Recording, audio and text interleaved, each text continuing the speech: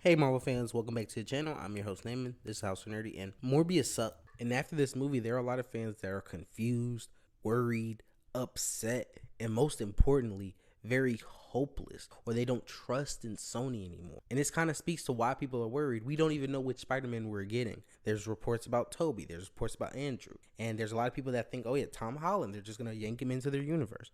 We don't know. There is no plan in place. They're just kind of making movies. That's what it feels like, right? Venom 1 feels standalone-ish. Venom 2 feels kind of standalone-ish. And Morbius has no connective tissue. And it's clear to see they just haven't built out and fleshed out their universe. And they don't really know what they're doing. They're kind of winging it, right? Like after No Way Home, they kind of like, okay, now we can do Andrew and Toby because people like them. And I mean, to an extent, that's true.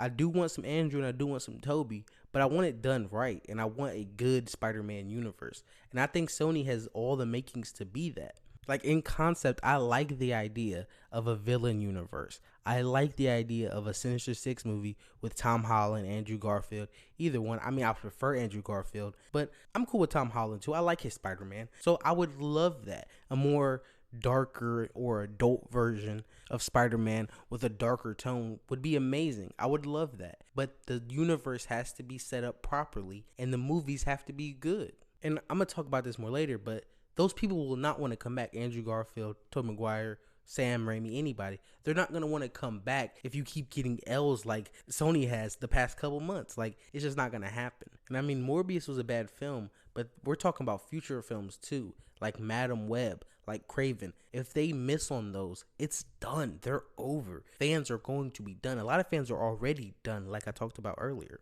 And they've kind of erased the goodwill that they built up with No Way Home in a matter of months. Like No Way Home, it was a fan celebration. People love Sony. They were loving Amy Pascal, myself included. We were ranting and raving like, oh, more Toby, more Andrew. We're going to see him in the future. We love it. Amazing Spider-Man 3, Spider-Man 4. We going to get it. It's amazing. But now after Morbius, months later, a lot of people are just down on Sony. They don't think Sony can pull off a whole universe by themselves. And all the evidence points to they can't. They keep making the same mistakes over and over again. And it's simple, not planning, not building out their universe.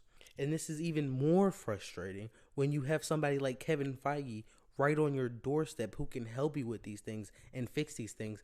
But Sony probably doesn't want to be beholden to him or have Kevin Feige fix all their problems, similar to I think what's going on with Star Wars and how a lot of Star Wars fans feel towards Kathleen Kennedy and Disney, that they're not incorporating Kevin Feige more when he's already been there and done that. A lot of people are trying to build out their universes. He's already done it and he's flourishing right now. He is by far the greatest producer of all time. He's the best producer right now. He makes amazing decisions on a daily basis. Yes, he takes L's. Yes, Marvel's had a lot of L's, especially in the last couple of years.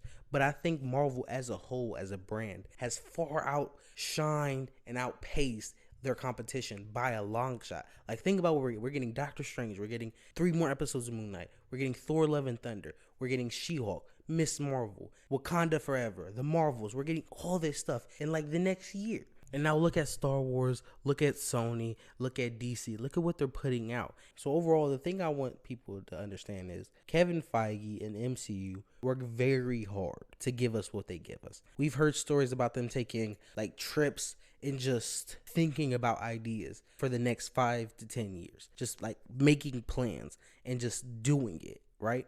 You never hear that about Sony. Why? Because they don't do it.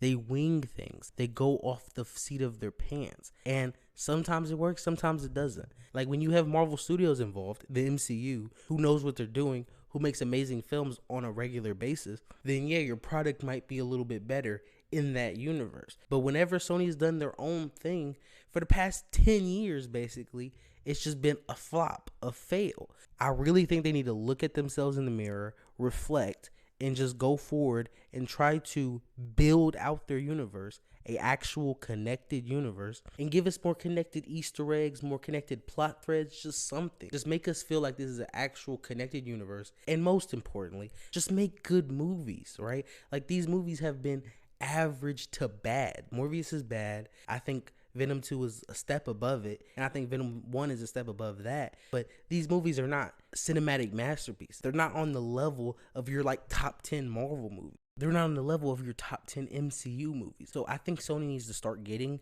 better content, and they need to start making a more connective and more cohesive cinematic universe. And I think they'll get fans right on board. I mean, people love Spider-Man.